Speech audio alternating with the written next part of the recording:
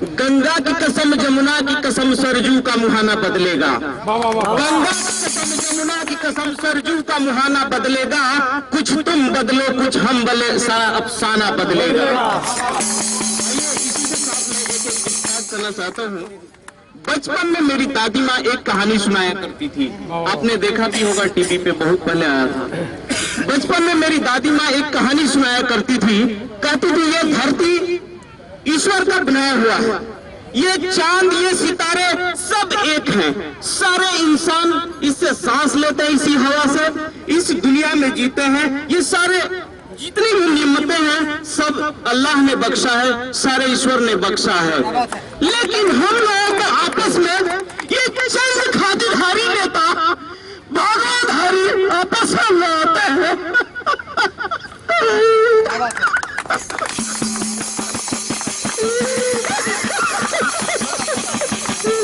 लेकिन हम समझ नहीं पाते।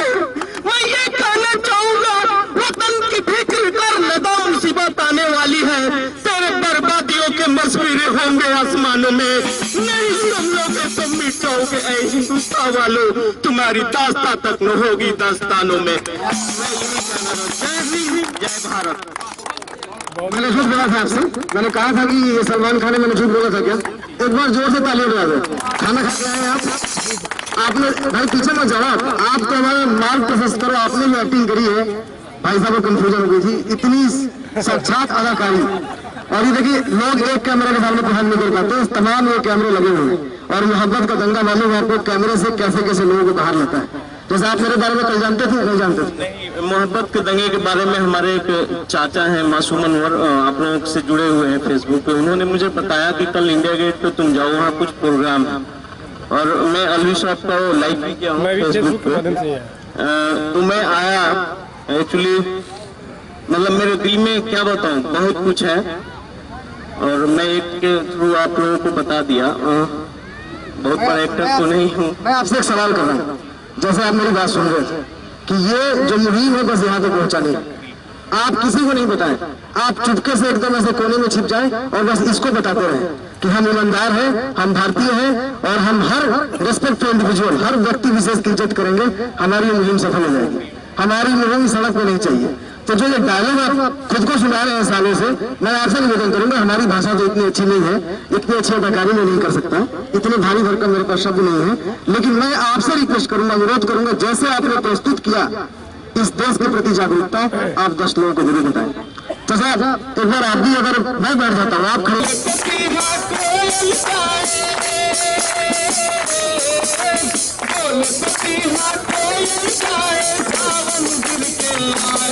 ऐसा देश है मेरा, ऐसा देश है मेरा, ऐसा देश है मेरा।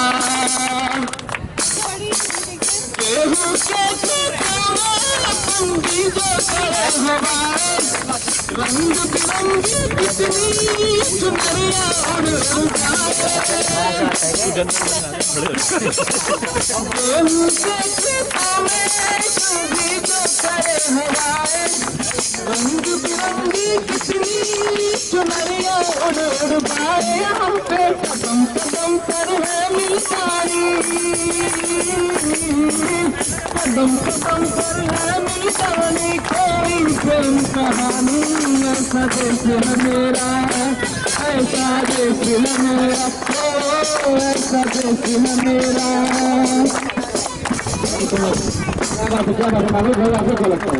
हमारे मोहब्बत के बंदे के परिवार में ये जो आने वाले शुरू निगम है, क्या हाल सर। और भी अभी आपको सलमान खान से परिचित कराना चाहता हूँ। आपने देखा होगा परिवार में एक साथ लोग हैं, रफीक भाई दुनिया के सबसे खूबसूरत इंसान आज ही आ गए, फोटो में आज मेरी आनंद की देख छावे आ गए। रफीक भाई के बारे में सुबह में बात कर रहा था, सुनिए में वो गए थे, वो विश्व सुंदरा कंपटीशन में गए थे, जैसे महिलाओं का होता है वैसे पुरुषों का भी होता है। उसमें सर पे चश्मे निकाल दो और कैमरे से दूर रहो, ये भाई साहब ऐसे ऐसे करते रहे, कंपटीशन खत्म हो गया और उन्हें डिस्क्वालीफाई हो गए। मेरा नाम, सबसे पहले मैं आलवी साहब का धन्यवाद देना चाहूंगा और उनके टीम को। कहीं उधर बाहर बात कर रहे होंगे। मेरा नाम मोहम्मद अशरफ है और मैं सिवान से हूँ, बिहार से। आप बड़े बुजुर्ग, आप हमें परिचय दे, कहाँ से आप आए हैं और क्या हमसे अपेक्षा करते हैं? आपकी हमारी जो नौजवान पीढ़ी है इनसे क्या आकांक्षा है, दो शब्द को बताएं जो आपको आभारी है। मेरा नाम गुलाम हुसैन कागजी है। मैं गुजरात सूरत कोसंबा से आया हूँ और खास इसी प्रोग्राम के लिए आया हूँ और कोई आने का कोई मकसद नहीं है मेरा। बस ये क्या है कि ये जो मोहब्बत के दंगे जो शुरू हुए हैं ये पूरे हिंदुस्तान के लिए बेहतर है और सबको जुड़ना चाहिए इसके अंदर। जगह के लिए जगह का नाम आप लोग को याद रहेगा या फिर से बोलूं? जगह का नाम फिर से बताएं। गुलाम हुसैन कागजी। क्या बात है, गुलाम हुसैन कागजी, क्या बात है। तो आपने जो रहमत बरसाई अपने शब्दों से, वो हमारे लिए सबसे विशेष है। देखिए उधर भी अगर देखिए रफीक भाई को मैंने कैसे कहा, कैमरा और रफीक भाई, इसका संबंध इस तरह का है कि जैसे वो क्या बोलते हैं, पति पत्नी का भी नहीं हो सकता वैसा। रफीक भाई क्या चूज करोगे, बीवी या कैमरा? अच्छा समझिए, हम कैमरा बोलना चाहते हैं आपको। पहले तो मैं भाई आपका शुक्रगुजार हूँ कि आप इतना अच्छा होस्ट कर रहे हैं, बहुत अच्छा लग रहा है। दूसरा, ये तमाम जो लोग आए हुए हैं ये हमारी तरह हम लोग हैं, मैं इनका भी शुक्रगुजार हूँ कि कोई गुजरात से मेरे चाचा मेरे बुजुर्ग आए हुए हैं, अस्सलाम वालेकुम, और कुछ लोग सऊदीया से और कुछ कतर से, और अभी भाई का भी बहुत शुक्रगुजार हूँ कि वो 7 समुंदर पार से सिर्फ इस मुल्क के अंदर मोहब्बत फैलाने आए हैं। आज ये प्लेटफॉर्म देखेंगे आप, यहाँ पर कोई भी राजनेता बड़ा नाम नहीं जुड़ा हुआ है। हम लोग हमारा ही प्रोग्राम और हम ही लोग कर रहे हैं सिर्फ इसलिए कि हमारे मुल्क में सुकून हो, चैन हो, अमन हो। आज आप देख रहे हैं दुनिया मतलब पूरे हिंदुस्तान में कहीं कोई कुछ बोल रहा है, कहीं कुछ बोल रहा है, लेकिन हम यहाँ सिर्फ मोहब्बत के दंगे फैला रहे हैं। सुबह से कितने टाइम से लगे हुए हैं कि मोहब्बत ही मोहब्बत फैलाई जा रही है। मैं शुक्रगुजार हूँ आप सबका कि आप सब आए और इस प्रोग्राम को बहुत अच्छी तरह लेकर जा रहे हैं और आगे भी लेकर जाएंगे इंशाअल्लाह। और हिंदुस्तान में अपनी एक नई पहचान देंगे, इतिहास में कहीं ना कहीं हमारा भी नाम होगा कि हम लोग कुछ कर रहे हैं इंडिया गेट के ऊपर, और सिर्फ इसलिए कि मोहब्बत फैले पूरे हिंदुस्तान के अंदर, बाकी नफरत फैलाने के लिए तो पूरी दुनिया बड़ी है। वसीम अकरम त्यागी पत्रकार हूँ पेशे से और यहीं दिल्ली में रहता हूँ। यूपी से आया हूँ, मेरठ से, और यहाँ पहली बार मोहब्बत के दंगे देखने को मिले हैं।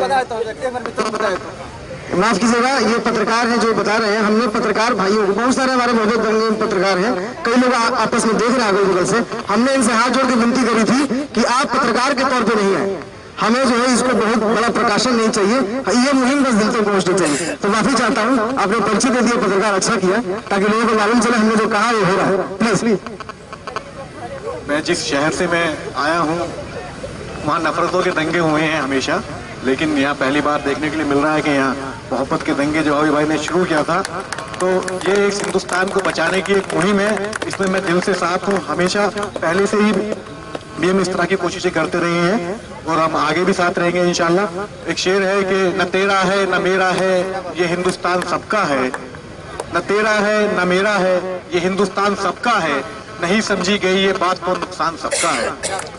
जो इसमें मिल गई नदियां वो दिखलाई नहीं देती, महासागर बनाने में मगर सम्मान सबका है।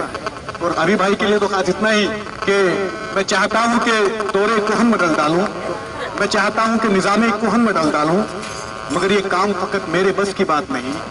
सब उठो, तुम भी उठो, तुम भी उठो, तुम भी उठो, ये सबका काम है, 2 4 10 की बात नहीं।